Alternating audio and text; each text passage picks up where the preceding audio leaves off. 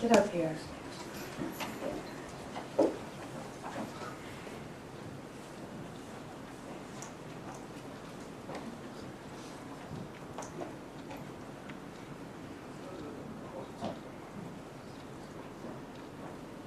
So I wanted all of these amazing agents and prosecutors up here on stage because they have made the largest fentanyl bust in our nation's history.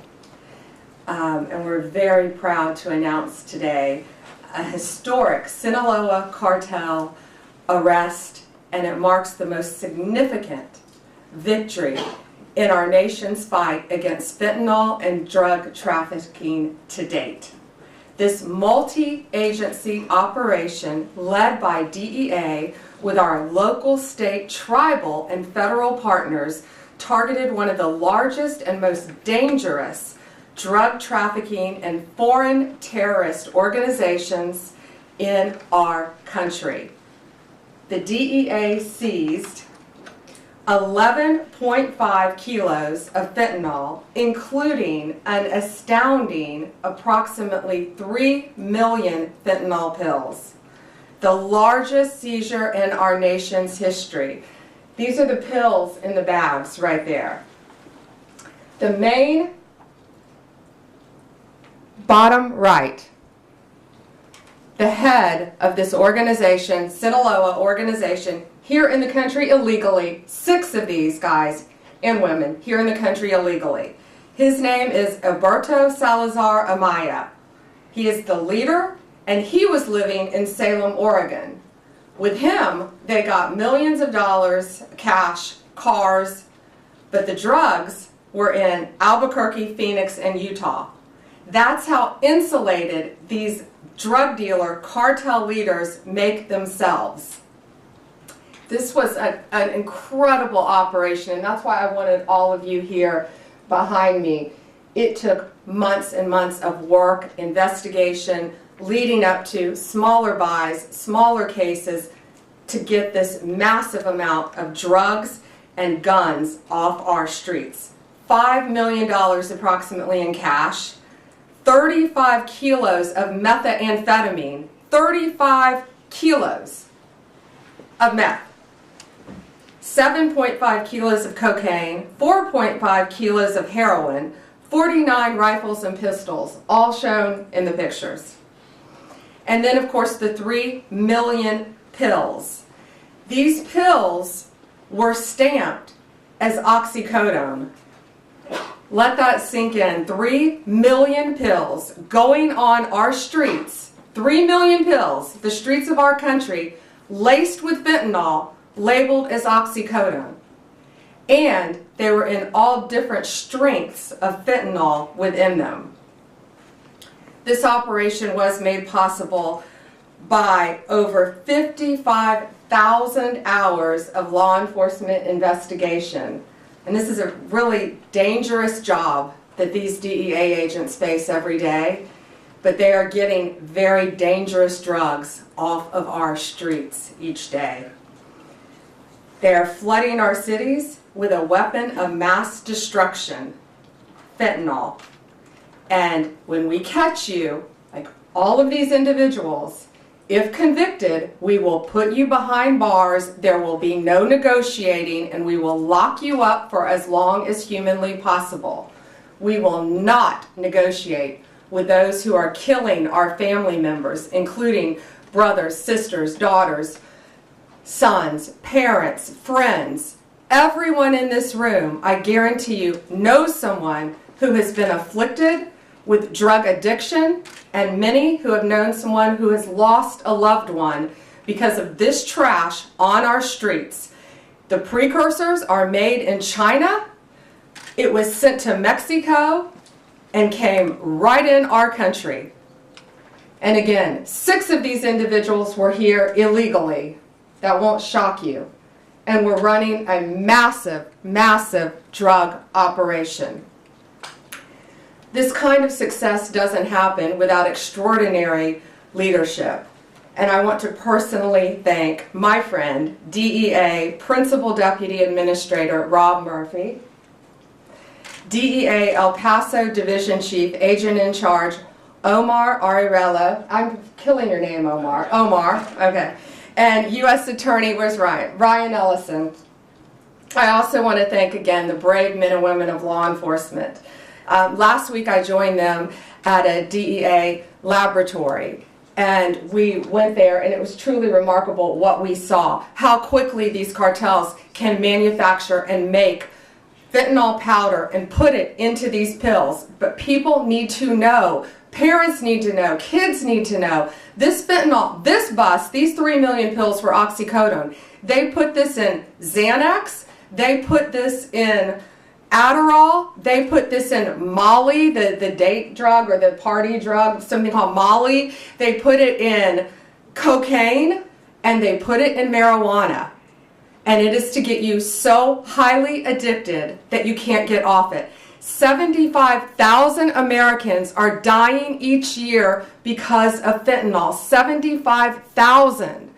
And that's why this is so important today. You've got to spread the word. If you know anyone who is taking any recreational drugs, they need to be extremely careful, because there is a very high likelihood it could be laced with fentanyl. And that's one of the reasons 75,000 Americans are losing their lives each day. It is the #1 cause of death for individuals between 18 and 34 in our country. More seizures are coming, more arrests are coming. I guarantee you that. And these dealers, these sellers, these street-level sellers better look out, because we will not be negotiating with you. We will bring you to justice, and we will not stop until this poison is off of our streets in our country. It is my honor to introduce my friend with DEA, Rob Murphy. Thank you again. Thank you, Attorney General Bondi. Good afternoon. First off, I'd like to take a second and thank the men and women at DEA, along with our partners, U.S. Marshals, the IRS, obviously the U.S. Attorney's Office, who made this 6-month investigation happen. Without their tenacity, there was many obstacles that they faced throughout this investigation. And let me reiterate what the Attorney General Bondi said so well.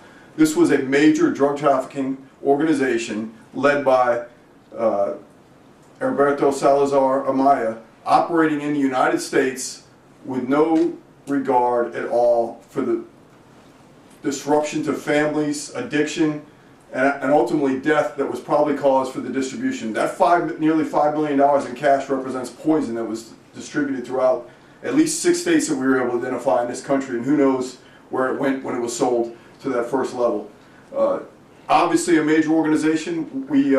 This team was able to infiltrate the organization at every level. We knew how the drugs were being brought into the U.S. We've identified the main players in Mexico who belong to the Sinaloa cartel, who was recently designated by this administration as a foreign terrorist organization. We are exploiting them at every level. We continue to do that. We expect more out of this investigation. Could not be more proud of the men and women that put their lives on the line every day, doing this job, working through the obstacles to make sure that the communities they live in, the communities we all live in, continue to be as safe they can be. So thank you, Attorney General Bondi, for giving us the attention it needs, and look forward to see what happens in the future. And so with that, I'd like to introduce U.S. Attorney Ryan Ellison. Well, good afternoon, everyone. My name is Ryan Ellison, and I'm the United States Attorney for the District of New Mexico. I'm going to give you a brief overview of the investigation that dismantled one of the largest and most dangerous fentanyl operations in United States history. This case involved coordinated efforts from federal, state, tribal, and local law enforcement agencies across multiple states.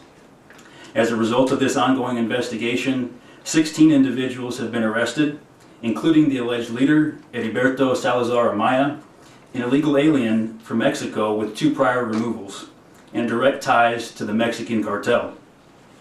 In Albuquerque alone, authorities seized staggering quantities of illegal drugs and assets, including over 2.7 million fentanyl pills, 11.5 kilograms of concentrated fentanyl powder, 7 pounds of methamphetamine, multiple kilograms of heroin and cocaine, 41 firearms, to include ghost guns and weapons modified for automatic fire, more than $600,000 in cash, and numerous luxury vehicles.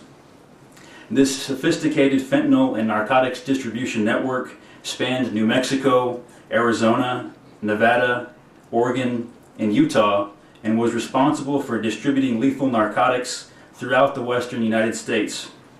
The sheer scale and potency of this fentanyl is sobering, with enough lethal doses to kill countless Americans. All defendants face serious federal charges related to conspiracy and distribution of fentanyl, along with additional charges for firearms offenses and immigration violations in certain cases. I would like to thank the DEA's El Paso Division, primarily the Albuquerque Field Office, as well as many other DEA field offices across the western United States, our local and federal partners, and the assistant U.S. attorneys that are prosecuting this case. Together we have sent a clear message. We will not tolerate those who profit from poisoning American citizens. The fight continues, but today our communities are safer with these drugs and criminals off the streets. Thank you.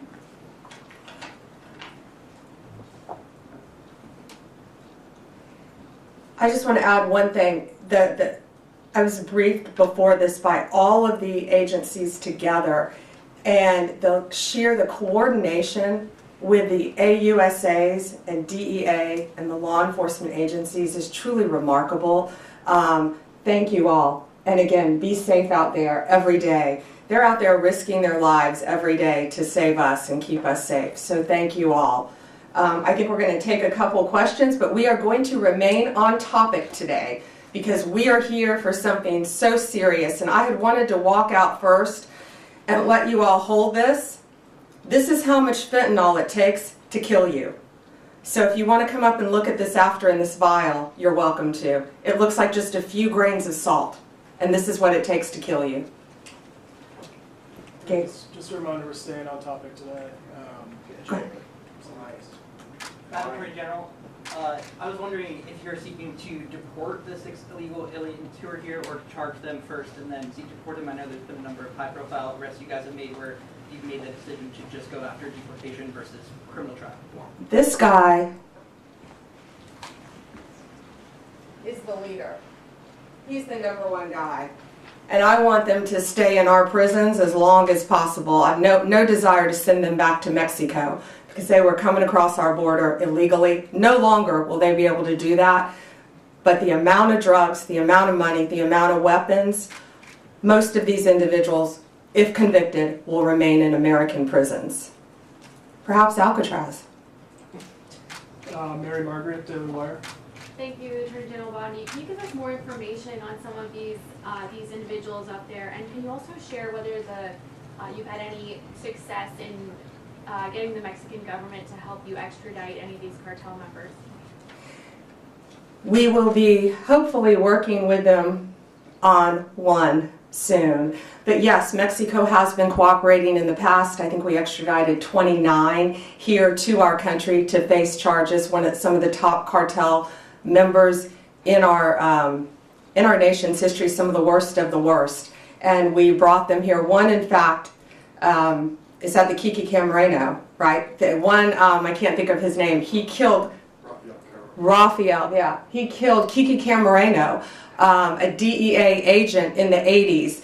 And Kiki Camareno's widow and son family had been trying to get this guy back since the 80s and could not do it. And President Trump, working hand in hand with Mexico, was able to get him back to this country. And we spoke to Kiki Camareno's widow and son, and they were both in tears. His son is now a judge, and his son had his father's handcuffs and had them engraved. And I think at some point that monster who tortured and murdered his father will be wearing those handcuffs. But he's now in American custody, along with, I think, 28 others that we were able to extradite with President Trump working with Mexico to stop this really reign of terror and this poison coming into our country.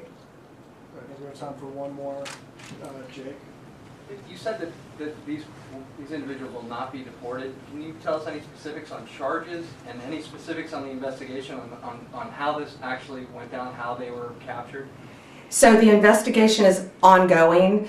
I can tell you it was a lot of work, a lot of great police work is all I'll say now. But I don't want to really reveal their sources and methods of how they captured and caught these guys. But what I will tell you, the top guy who I keep pointing to, he insulated himself. He was in Oregon. He had no drugs on him, but he was the leader. He had millions of dollars. He had a Mercedes. He had a truck. He had other things, but he did not have any drugs on him because he was the leader. And that's what these cartels do, whether it's Sinaloa, whether it's MS-13, whether it's TDA. The highest leaders insulate themselves. Just like the TDA guy, you may have been with us in Virginia. When we arrested him, not even half an hour away from here, he didn't have any drugs on him either. That's what they do. They live among us. They live in neighborhoods because they are the top level.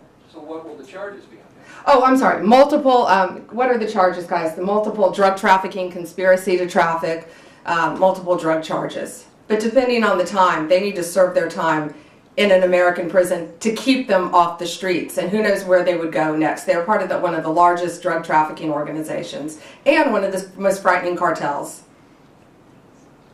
Alana, last Go one. ahead. How are you making the decision about whether to put on trial in the U.S. defendants who are living in the U.S. illegally? You said you want this man to stand trial in the U.S., but in another case, someone who was alleged to be a top MS-13 member, the department moved to dismiss that case and is going to deport that person. How are you making that decision about whether to bring? Sure.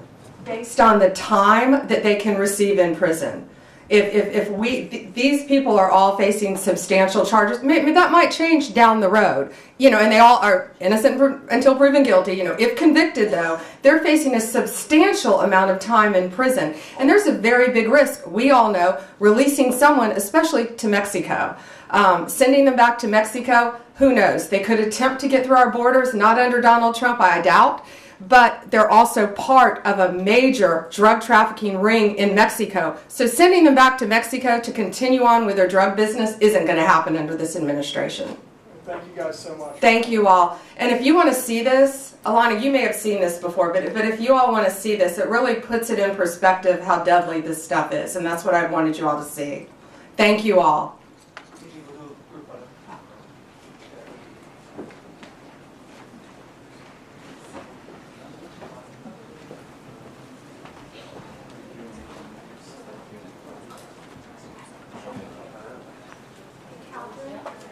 Give this to the other reporters just to pass around. I just want them to see it.